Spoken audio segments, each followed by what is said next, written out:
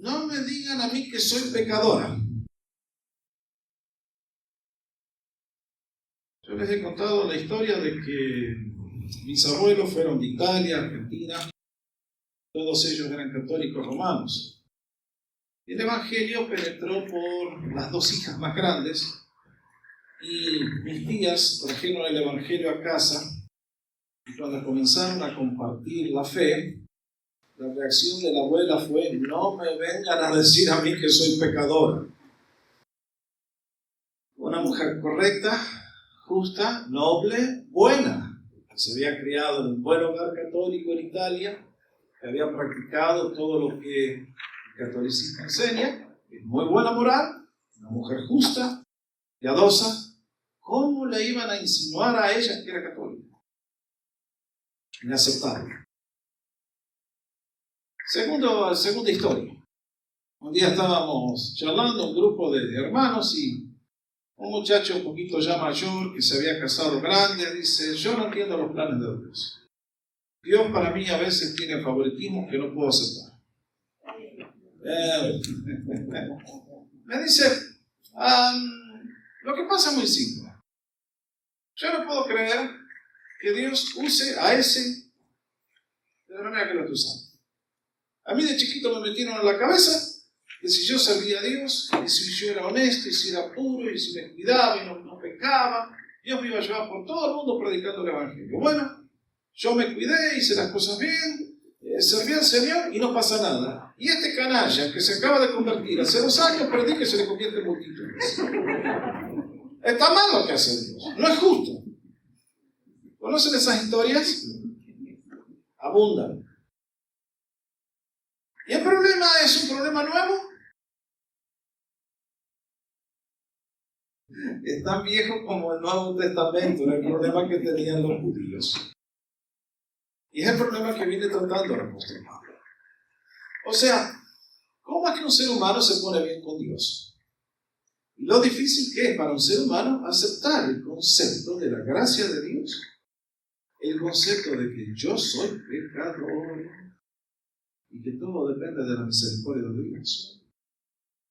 Cuando estuvimos analizando los capítulos anteriores, ustedes ven que Pablo en el capítulo 9 introduce este paréntesis, aparentemente, más bien es la terminación de un argumento, y es que porque Dios ha colocado a un costado de Israel y han entrado los gentiles al reino de Dios. El pueblo que había sido llamado para conocer a Dios queda descartado, y aquellos que eran los paganos, los infieles, ahora eran salvos. Y los judíos, con todos sus privilegios, quedaban a un costado. Y entonces, ¿cómo se explica esto? Bueno, Pablo nos ha estado explicando en el capítulo 9 que todo depende de la soberanía de Dios. Que nuestro Dios es infinitamente sabio, que sus caminos no son nuestros caminos, que Él hace las cosas de un modo que ustedes y yo muchas veces no vamos a entender ni podemos tratar de explicar.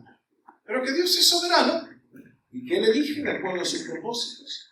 Y Él, con su conocimiento infinito, sabe todas las cosas antes que suceden.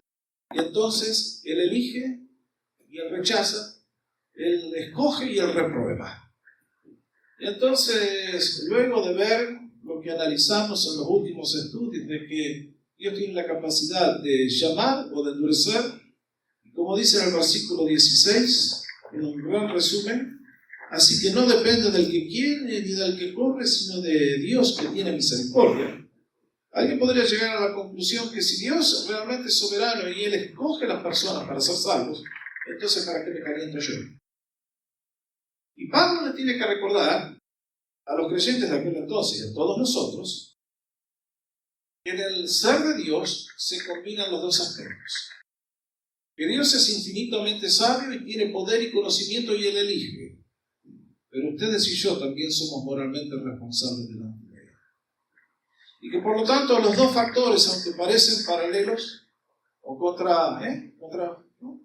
contra el otro, son absolutamente fundamentales y se deben mantener en equilibrio. Y por lo tanto, ahora Pablo nos quiere explicar básicamente 3 cosas. En esta sección, si ustedes miran, hay 3 grandes divisiones en el párrafo que leímos. Versículos 30 al 33, capítulo 9, Pablo nos va a demostrar cuál es el problema de los judíos y cómo ustedes y yo somos responsables delante de Dios. En los versículos 1 al 4 del capítulo 10 nos va a declarar lo que es la responsabilidad humana. Y luego, en los versículos restantes que leímos, del 5 hasta el 13, nos va a defender lo que es la responsabilidad humana. O sea, como vamos a ver, los 3 puntos, los 3 argumentos tienen un solo fin común, y que ustedes y yo tenemos que creer en Jesucristo. Vamos por parte. Fíjense cómo comienza. Versículo 30. ¿Qué diremos entonces? Que los gentiles, que no tenían conocimiento de Dios ni aceptación delante de Dios, o sea, no iban tras la justicia, no sabían nada de Dios, alcanzaron justicia, es decir, la justicia que es por fe. Pero Israel, que iba tras una ley de justicia, no alcanzó esa ley. ¿Por qué? Porque iba tras de ella sin fe, más bien por obras. ¿Qué es lo que decía mi abuela? Lo mismo que dice San Pablo aquí. ¿Qué pasó con el pueblo de Israel?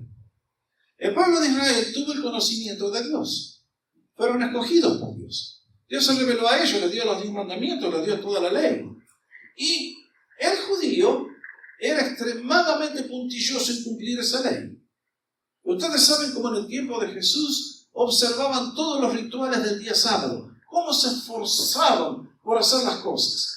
Los judíos iniciaron guerras y revoluciones por el tema de la ley y cómo se mantenían. Ustedes y yo leemos Malaquías en el Antiguo Testamento y luego viene Mateo. ¿Cuántos años hay entre Malaquías y Mateo? Correctamente, 400 años. Y esa historia no está escrita en la Biblia, está escrita en otros libros. Pero si ustedes leen la historia, van a encontrar que en un periodo cuando fueron invadidos por un ejército de Siria, uno de los sacerdotes judíos fue traído delante del general que había invadido y le dijo: tenés que comer cerdo. Y el sumo sacerdote dijo: a mí me pueden matar, yo no como cerdo. Está prohibido por la ley. Le dijo: bueno, te vamos a desollar, te vamos a arrancar el cuero a vos. El hombre fue a la muerte, pero no comió cerdo. Los judíos tomaban la ley en serio. Había que cumplirla y eran terriblemente cuidadosos al cumplirla. Pero ¿cuál era el problema? Que la persona que lucha por cumplir la ley, y que es todo cuestión de obras y cumplir, llega a la conclusión que Dios le debe algo a él ahora. Y es que la salvación. Por eso la abuela decía: ¿cómo ustedes me van a decir a mí que soy pecadora? La historia del fariseo en la parábola lo demuestra justamente. ¿No es así? Todos somos muy buenos para compararnos con los demás. El fariseo era un hombre destacado en la comunidad. Era un líder honorable, respetado, una persona que debía ser admirada. Era un modelo para los jóvenes. ¿Ustedes ven lo que dice el fariseo ahí? Dice: Señor, yo te doy gracias que no soy como ese que está ahí. No soy como los otros que son injustos, estafadores, adúlteros. Correctamente, fariseo. Era gente intocable, intachable. Nadie era como ellos. A mí me venís a hablar vos de pecado. Mírate vos. Y entonces, ¿qué dice? Señor, yo doy diezmo de todos los que gano. ¿Cómo quisiera que haya más fariseos de En esto estaba muy bien el fariseo. Muy bueno, muy bueno. Pero notaron lo otro también que dice: ¿ayuno cuántas veces a la semana? 2. Ok. ¿Cuántas veces tenía que ayunar el pueblo de Dios? ¿De acuerdo a la ley? ¿Una vez? En el año.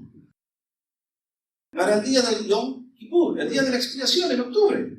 Cuando el sacerdote entraba con la sangre, y entonces se hacía la expiación por el pecado. Esa noche todos ayunaban. Pero mira a dónde ha llevado la cosa. Ayunaba 2 veces por semana. ¿Qué tal? ¡Qué hombre dedicado! Y uno dice: ¡qué bárbaro! Ese hombre, por eso se presentan delante de Dios y dice: che, Dios, me debes mucho a mí. Yo no soy tan malo como esta chusma inculta. ¿Cómo alguien me va a venir a decir a mí que yo soy pecador? El judío creía que que por esa conducta intachable ya Dios le debía un favor. El publicano o los gentiles, como no conocían la ley, vivían como salvajes. Hacían todo lo contrario a lo que el judío fariseo hacía. Hacía justamente eso que el fariseo dice: estafadores, malos, adúlteros. ¿Y qué pasaba?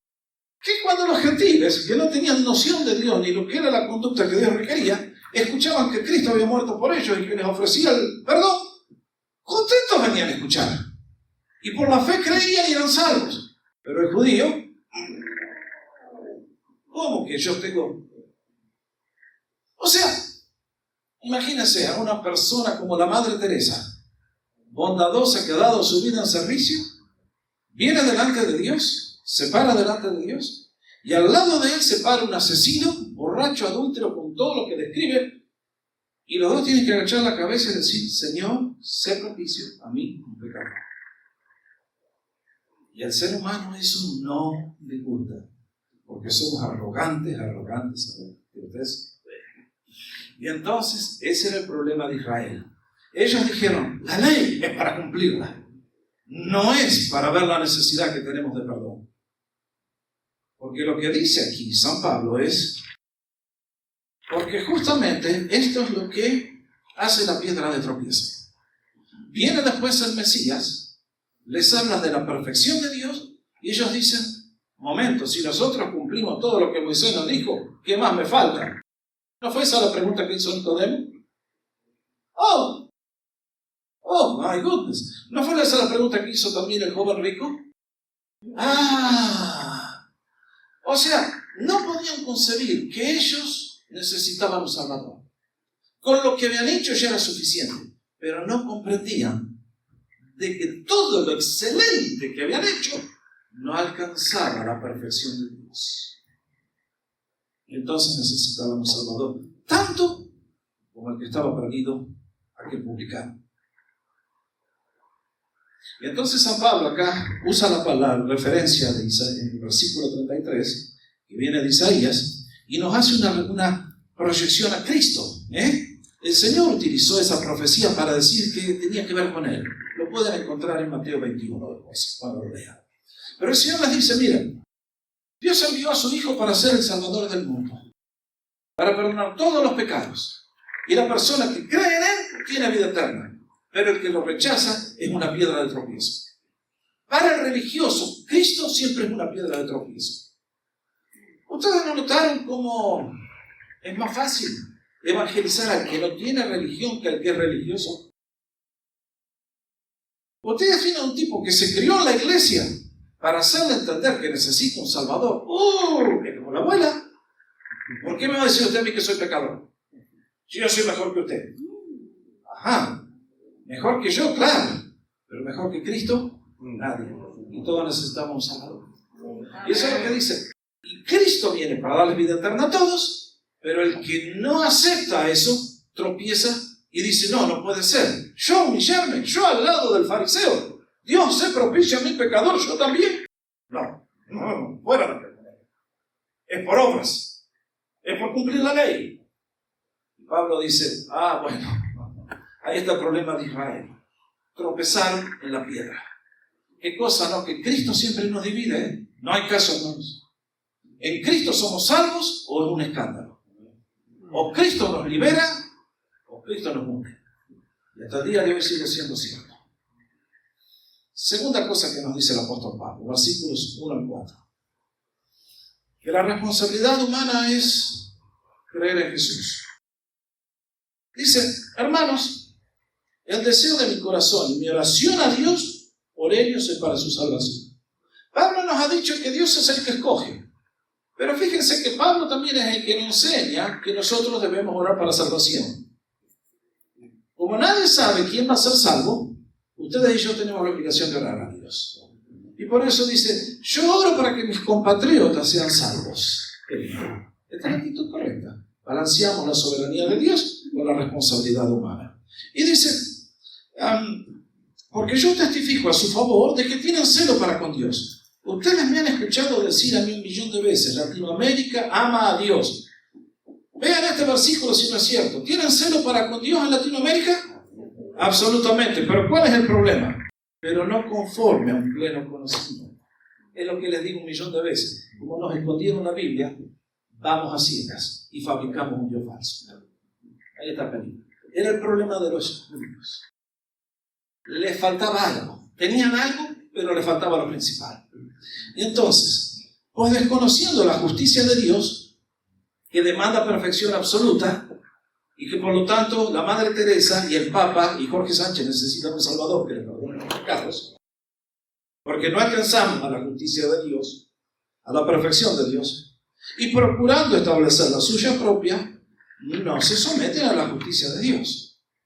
Bueno, en esta vida, en última instancia, hay dos maneras de entrar al cielo. Es por el camino que Cristo abrió o por nuestras propias obras. Y nuestras propias obras no nos van a abrir el camino al cielo. Entonces, versículo 4, porque Cristo es el fin de la ley, para justicia a todo aquel que cree. Esto lo hablamos 1.000.000 de veces cuando explicamos el capítulo 2, el 3, el 4 de Romanos. Pablo lo vuelve a reiterar una vez más. Los 10 mandamientos son un plan maravilloso de cómo ustedes y yo podemos vivir. ¿No es así? ¿Pero quién ha cumplido los 10 mandamientos? Nadie. Los 10 mandamientos, en lugar de bendecirnos, nos frustran. Nos dicen, haz esto. Yo hago todo lo contrario. Ustedes saben lo que estamos hablando. Porque los 10 mandamientos fueron para mostrarnos, muchachos, chicas, nadie puede cumplir eso. El único que lo puede cumplir es Cristo. Y como ustedes no lo pueden cumplir, ustedes necesitan a Cristo, el Salvador. Ahí está la cosa. El que les perdone los pecados. Y entonces, ese es el fin de la ley, dice el apóstol. ¿Por qué?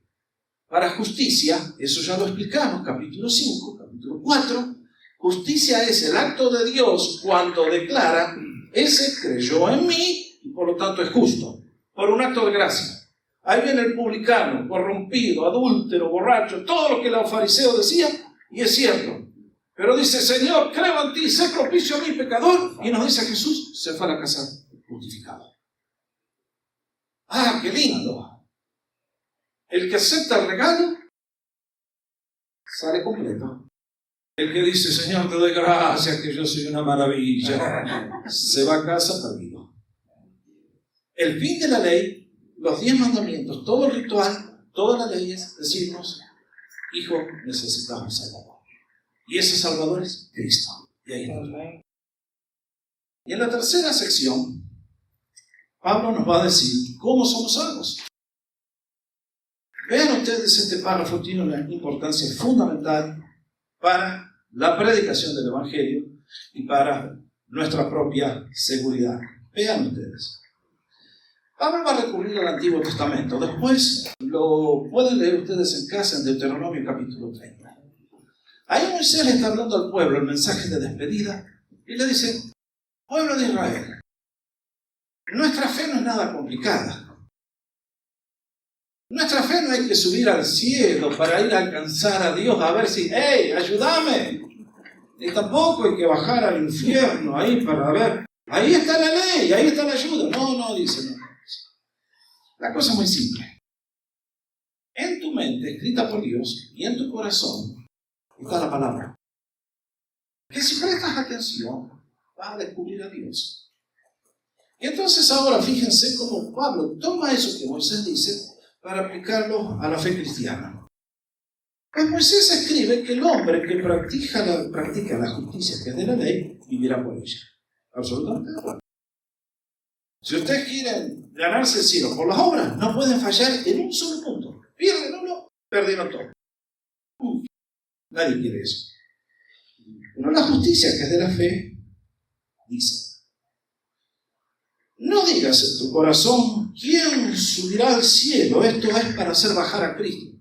Oigan, ustedes y yo no tenemos que ir al cielo a decir, hey, a ver, necesito ayuda. Cristo ya bajó, Cristo ya vino.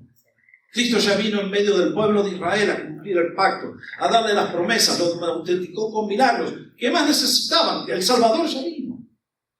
Entonces sigue diciendo, ¿o quién descendirá al abismo? esto es para hacer subir a Cristo de entre los muertos.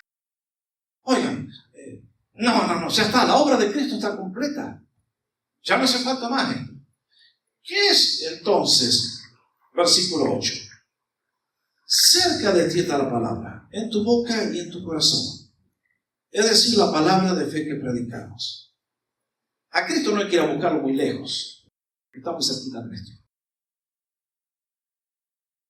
Y dice, la condición para ser salvo, versículo 9, que si confiesas con tu boca a Jesús por Señor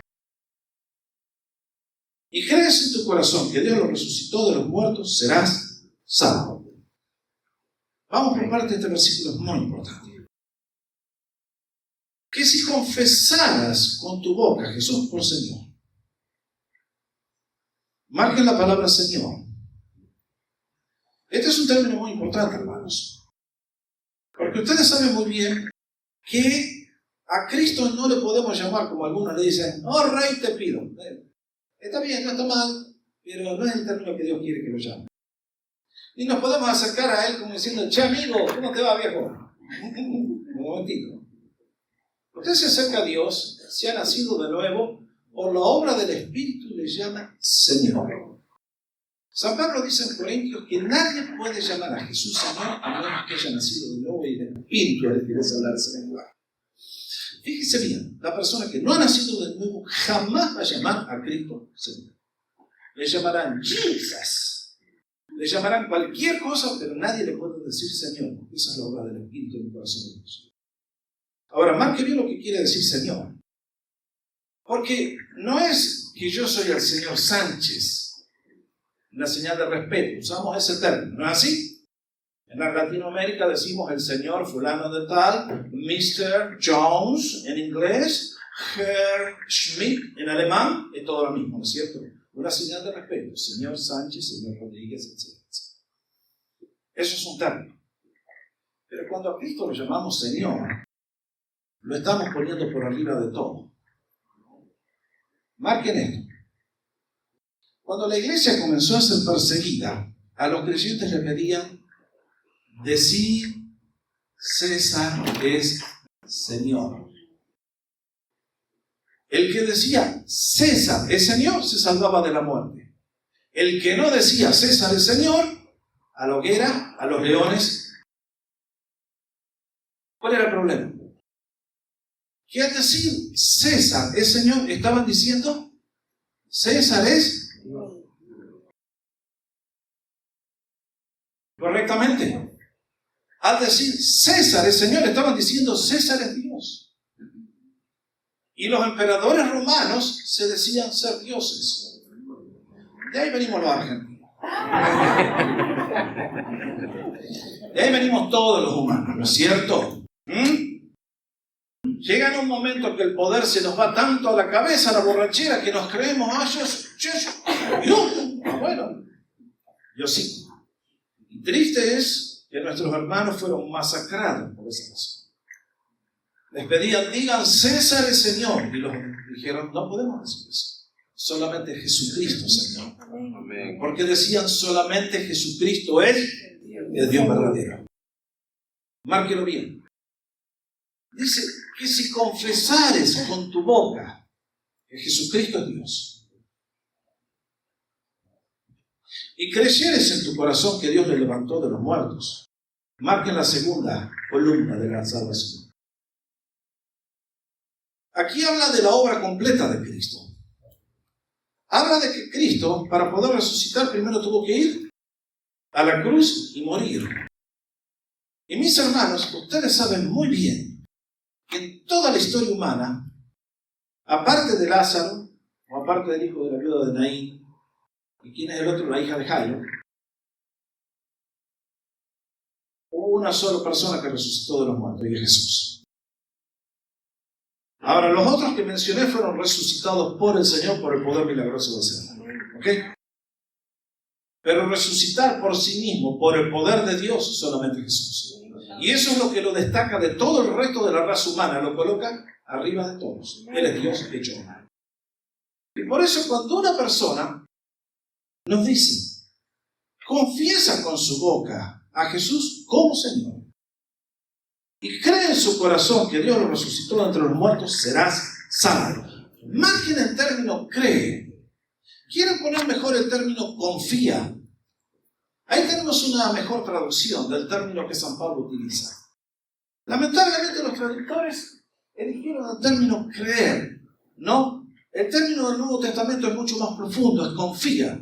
Yo creo que Napoleón vivió, yo creo que San Martín es el libertador de mi país, pero yo confío que Jesucristo es Dios y confío en su obra y creo en Él, pero de una manera intensa, personal. ¿Entienden la diferencia?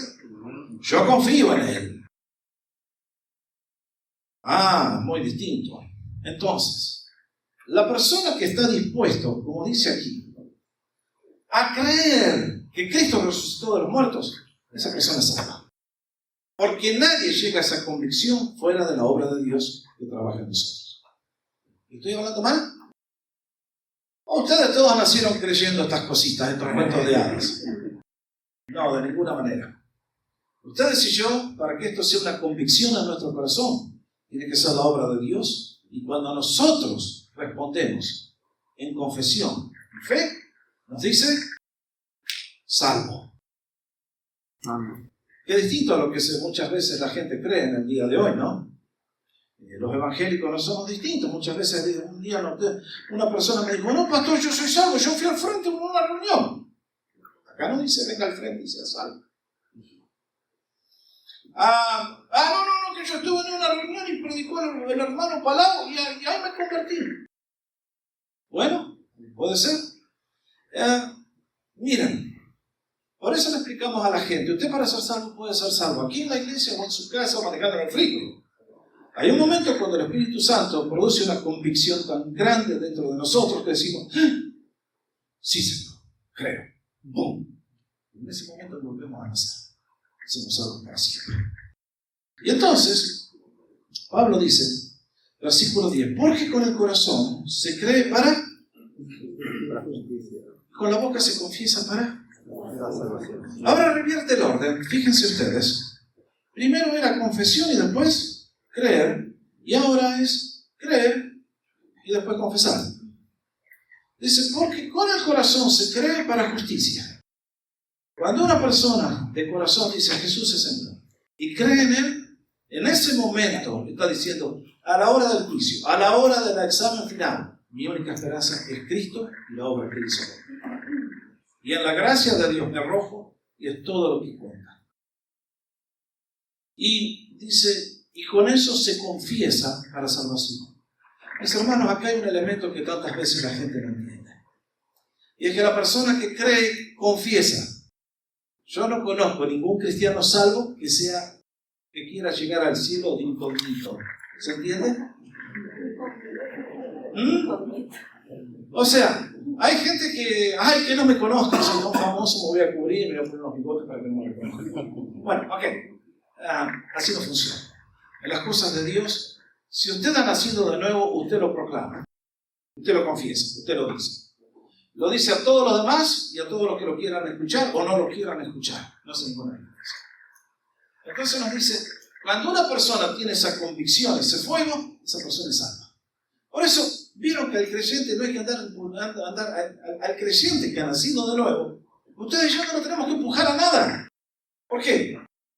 Porque el Espíritu Santo es el que nos da el poder para hacer las cosas. Amén. Estamos planeando tener un bautismo ahora para el fin de junio. Cuando uno hace esa invitación, la gente no se da cuenta de lo que está pasando, ¿no? Cuando un creyente dice haber nacido de nuevo y pasan 5 años, 10 años, y dice, yo tengo miedo de fallar al Señor, no han sido de verdad, muchachos. No han sido de verdad. Porque el creyente es consciente que el día que entregó su vida a Cristo, el poder que vino lo levantó y lo trajo. No depende de nosotros. Por eso el Espíritu es el que nos dice, anda y bautizate. Demostrar con tu acto público, confesar delante de los demás que Cristo es tu Señor. A veces algunos necesitan un poco de instrucción, un poquito más, un poquito menos, pero Pero es raro el creyente que pase demasiado tiempo hasta que llega el día que dice, Señor, yo creo, confieso, y ahí voy. Y Pablo va a cerrar la conclusión sin decir algo más. Pues la Escritura dice, todo el que cree en Él no será avergonzado. Va de vuelta al Nuevo Testamento. Y es, muchachos, chicas, va a haber un día que todos vamos a estar parados frente a Dios. Y lo que hemos creído en Jesús no vamos a hacer avergonzados. No en el día del juicio, no en esta vida. Versículo 12. Porque no hay distinción entre judío y griego, pues el mismo Señor es Señor de todo, abundando en riqueza para todos los que le invocan. Porque todo el que invoque el nombre del Señor será salvo. El fariseo necesitaba invocar el nombre de Dios. El publicano, el cobrador de impuestos, ese hombre malo que el fariseo despreciaba, invocó el nombre del Señor que salva. Y esto es lo que Pablo está diciendo. En última instancia, la salvación es un ejercicio de nuestra fe. Y entonces, nuestra responsabilidad es creer en Jesús. Dios no puede creer por nosotros, ni Dios puede arrepentirse por nosotros. Nosotros somos quienes debemos creer en Él. Segundo, que nosotros debemos creer en Jesús.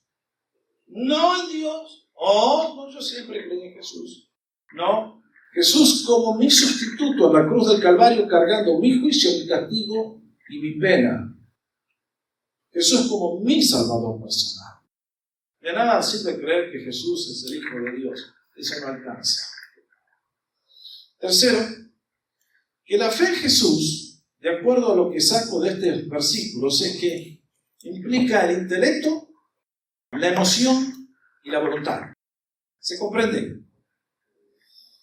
Si yo llegara una noche, voy manejando por el barrio, doy la vuelta y encuentro una casa en llamas, y ahí asomado en la ventana hay un chiquito de 2 años, y el incendio lo va a devorar, y no hay, los bomberos todavía están demasiado lejos, y le digo, niños, salta, yo te agarro. Lógicamente que es una escena ahí del momento, ¿qué va a hacer ese niño?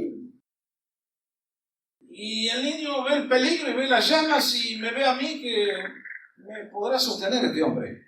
No sé, no estoy seguro. Con esa cintura de atleta no creo, sí, los brazos, no sé. Bueno, si ese niño va a ser salvo, va a tener que usar el intelecto y decir, acá hay un incendio que me devora y me mata, me está quemando, y acá hay alguien que me ofrece salvación, y entonces yo siento la necesidad, veo el peligro y ¡pum! Salto. La salvación es así. Implica conocimiento, implica emoción, implica voluntad. Si alguien me dice, yo creo, y no hay fruto en la conducta, es todo conocimiento intelectual. Si hay alguien que me dice, ¡ay, sí, Jesús! No hay cambio en la conducta, es puramente corazón. Hay mucha gente como la abuela que era puro movimiento, voluntad, como los judíos, cumplimos la ley. Pero faltaba el amor a Dios. En la salvación entran los 3 factores. Yo reconozco mi condición perdida, veo mi necesidad, veo un Salvador que me dice, hijo, salta, yo te agarro, y yo por la fe me tiro para que te agarre. Y en ese acto de fe, cuando ya no dependo de mi justicia, ni digo, vamos a ver, no, Dios no me puede llamar pecador. No. Salto, soy salvo. Quiero recordarles, queridos, que esto es un regalo de Dios. Dice San Pablo en capítulo 2, versículo 8, porque por gracia sois mediante la fe, y esto es un don de Dios para que nadie se crea. Mis hermanos, hay gente que predica, no, los seres humanos elegimos a Dios. Entonces el ser humano está por sobre Dios. No funciona así. Es Dios el que está por sobre todo y Él dice, hijo, ven a mí que yo te escogí. Cree en Jesús y serás salvo. Ahora, les conté la historia del muchacho que decía, yo me cuidé y ahora Dios salva a este. Porque muchachos y chicas, no se olviden lo que les dije en el capítulo 6. Que somos salvos por gracia y somos santificados por gracia. Muchas veces los predicadores nos enseñan un evangelio falso. Es este. Que si tú ayunas, le vas a sacar los milagros a Dios. Y que si tú haces esto, entonces Dios te bendice. Y si tú vas allá, entonces, muchachos, eso es salvación por obra, eso no es gracia. Dentro de la familia de la fe, tanta legalismo hay, eso se llama querer alcanzar la justicia de Dios por mis propias acciones. Yo no ayuno para sacarle un milagro a Dios. Yo ayuno porque he comprendido que el ayuno es algo que afecta al reino de las tinieblas y hay una lucha espiritual. Y es un arma de guerra contra el cachudo, no para sacarle un milagrito a Dios. Ni me humillo delante de Él y leo la Biblia y vengo a la iglesia con una actitud de santo y levanto las manos cuando alabo. Porque de esa manera Dios me bendice más que a vos. Funciona así. Queridos, el día que Dios nos salvó en Cristo, nos regaló todo el paquete completo. Pero ustedes y yo, para disfrutarlo, tenemos que conocerlo porque es un paquete tan grande que contiene tantos regalos que somos salvos en un instante, pero descubrir el millón de bendiciones lleva toda la vida. Entonces, por eso estudiamos la Biblia. No para sacarle algo más al dueño, sino para conocerle, regocijarnos y gozarnos. Y el domingo, yo sé, el domingo van a venir a orar a la cena del Señor y no va a faltar el hermano que diga, ay Señor, no somos dignos de tomar la cena del Señor. Bueno, si tú vos te mirás a vos, viejo, y yo me miro a mí, vieja, ¿qué vamos a hacer la conclusión? Que claro, ninguno sirve para tomar la cena del Señor. Pero nosotros cuando venimos a la cena del Señor no miramos a nosotros mismos. Miramos a Cristo Jesús, que murió por mí. Y con su justicia me ha revestido completamente y yo estoy completo en Él. Y cuando el diablo me dice, pero mira lo que dijiste esta semana de esa otra hermana de la iglesia. Bueno, ustedes traten ese problema con el Señor, ¿eh? Pero ustedes y yo nos acercamos a Dios completos en Cristo Jesús.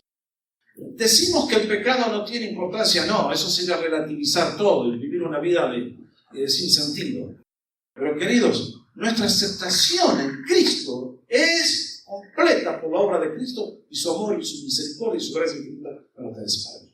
Por lo tanto, tenemos razones para regocijar y gozarnos en el Señor. Y todo lo que podamos hacer, como se lo dije un millón de veces, si nos vamos de misionero al África, Dios no me puede amar más lo que ya me ama. Por lo tanto, no le sirvo como el fariseo. Ay, tengo que ayunar 2 veces a la semana. El pastor llamó a reunión de oración, malvado. No, ustedes ya saben. Lo hacemos con gozo porque decimos, Señor, si tuviera 10 vidas te las daría todas. Y si tuviera 1000 veces, con gusto lo haría, Señor, porque realmente que me has amado, Señor. Eres tan maravilloso. ¿Cómo no te voy a dar toda mi vida, Señor? ¿Qué quiero decir? El diezmo. ¡Qué sacrificio! Cuando todo lo que tengo es tuyo. Me ha sido tan hermoso. Y mi vida dártela a ti, Señor. Pero ¿cómo no te la voy a dar, Señor, si todo lo que me has regalado? Ah, Señor, que eres bueno. Y entonces ustedes y yo vamos por la fe y vamos por la gracia y disfrutamos la vida cristiana. No. La dominicana no me 30. ¡Qué sacrificio despegarme de la sábana tan temprano! El que ha nacido de nuevo, si le dicen venía a las 4 de la mañana, a las 4 de la mañana está presente. Y si le dicen a las 11 de la noche, hasta las 11 de la noche se queda. ¿Por qué? Porque hay un espíritu que es el que nos lleva. Jesucristo dijo, el que tiene sed venga a mí, beba, y de su ser interior correrá un río de agua. Y esto es lo que Romanos enseña.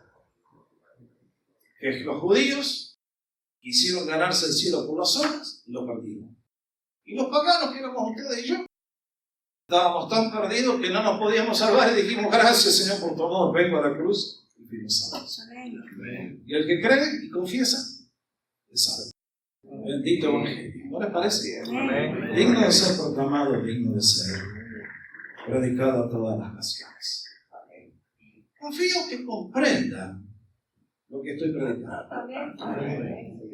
Porque hace toda la diferencia en el mundo. La persona que comprende estas verdades queda liberado para siempre. Se le quita la carga de los hombros y comienza el gozo y el poder.